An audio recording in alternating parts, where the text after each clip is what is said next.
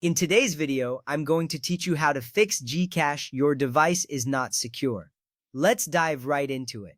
First, you need to open your device's settings. This is where you'll find all the options to manage your apps and security settings. Opening the settings is like opening a toolbox. It's where you can adjust and fine-tune various aspects of your device, ensuring everything works smoothly.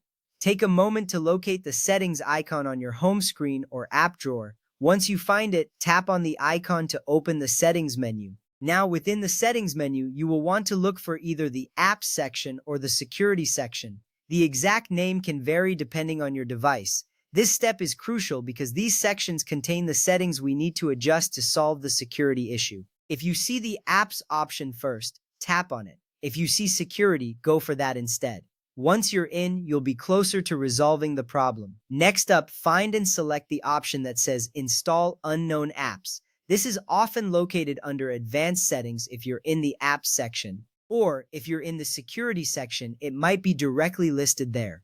This setting controls which apps can install software from outside the official App Store. It's a good idea to be cautious with this setting, as allowing unknown apps can expose your device to potential threats. With that ready, it's time to turn off permissions for all unknown app installations. You will do this by clicking Deny All or any similar option your device provides. This action prevents any unauthorized apps from being installed on your device, enhancing its security. It's like closing all the windows in your house to ensure no unwanted guests sneak in.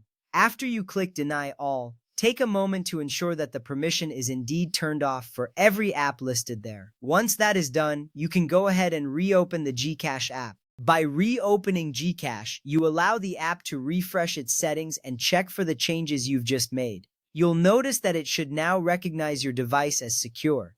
This step is important because it helps the app to reset any previously flagged security issues. If all goes well, you shouldn't see the "Your device is not secure" message anymore. This means your changes have taken effect and your GCash app is ready to use securely.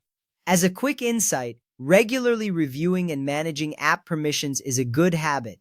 This keeps your data safe and helps prevent potential security risks. Remember, security isn't just about solving issues as they arise, but also about maintaining good practices over time. And there you have it. By following these steps, you've successfully resolved the security issue in GCash. It's a straightforward process, but it makes a significant difference in keeping your transactions safe. Thank you for watching, and remember to stay secure.